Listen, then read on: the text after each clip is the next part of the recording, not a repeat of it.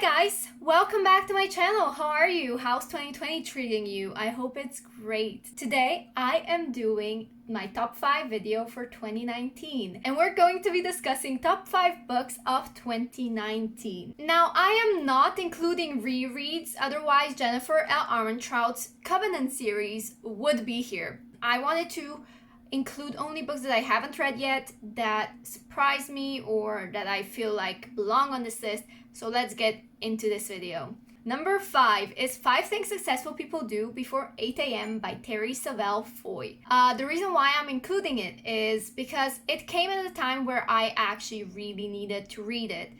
I was feeling a bit stuck. It just came after I freshly decorated this room. I went on vacation to Croatia and I wanted to transform my life, but I didn't exactly know how. And when I read this book, it just put things into perspective for me.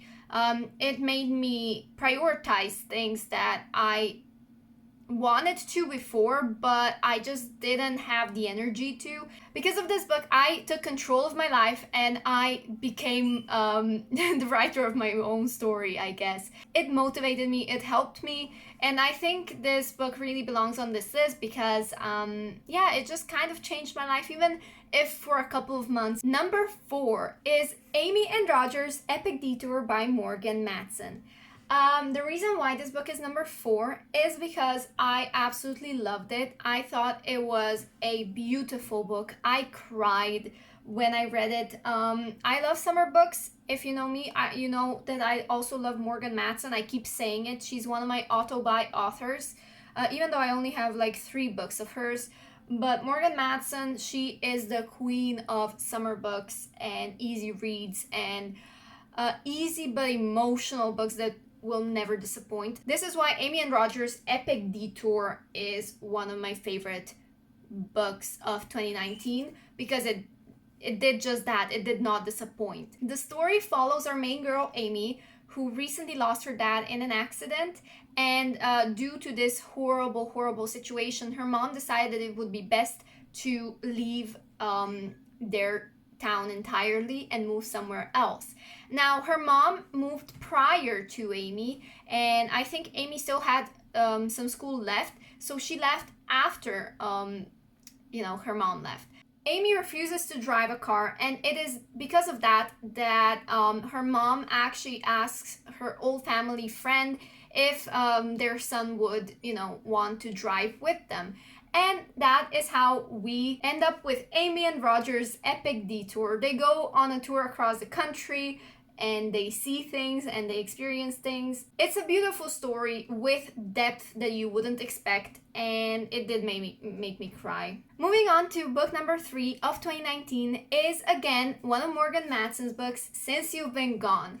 This book follows 2 best friends. One of them, Sloane, left for summer and did not return. All she left behind was a to-do list for her best friend Emily, who is an introvert and a very shy person. Normally, whenever Emily gets a to-do list from Sloane, she doesn't put in any effort to cross out any of the things on the list, but because Sloane disappeared so suddenly, Emily, thought that the to-do list would bring her closer to Sloane and that it contains clues to Sloane's location. So she does everything and embarks on this wonderful journey of making new friends, of meeting new people, of finding herself without being in Sloane's shadow and realizing who she is without Sloane.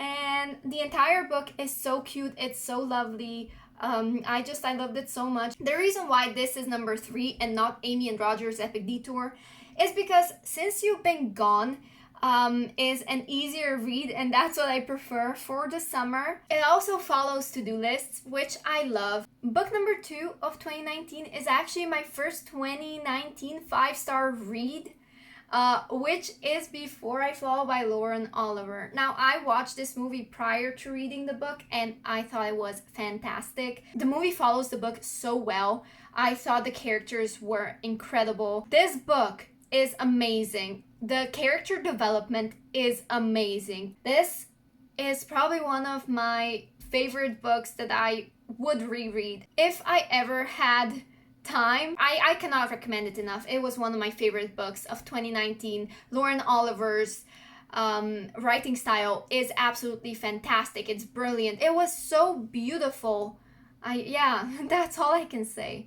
And here we are, book number 1 of 2019. The best book that I have read in 2019 is probably gonna be a surprise to a lot of you guys, but it is Crazy Rich Asians by Kevin Kwan. It is awesome. I'm sorry, I wish I could use more words to describe that book, but it blew me away. The attention to details was amazing. How the author was able to follow every single character and was able to memorize every single character's trait is like, the world was so complex. The inner workings of rich Asian families just made me so excited to read more. The story was cheesy. I loved it. I watched the movie prior to reading the book and I thought, oh yeah, the book is gonna be cute, but I will probably like the movie more. I was wrong. Like, I was so wrong. The movie was cute, but the book was even better. Like,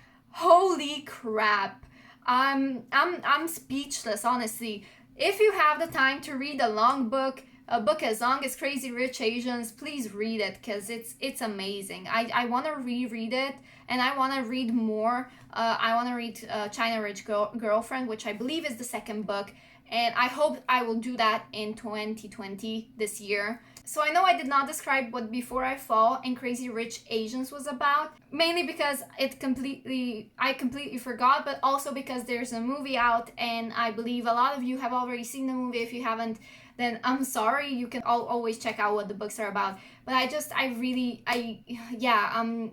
love these two books so much. I don't want to give you guys any spoilers because I feel like if I'm gonna dive into these stories, or at least Before I Fall, I am gonna spoil things. Anyway, thank you guys for watching. I hope you liked this video. Please give it a thumbs up, leave a comment, subscribe, hit the notification bell, and do all that jazz. I'll see you in my next one. I hope you liked it, and yeah, thanks for watching.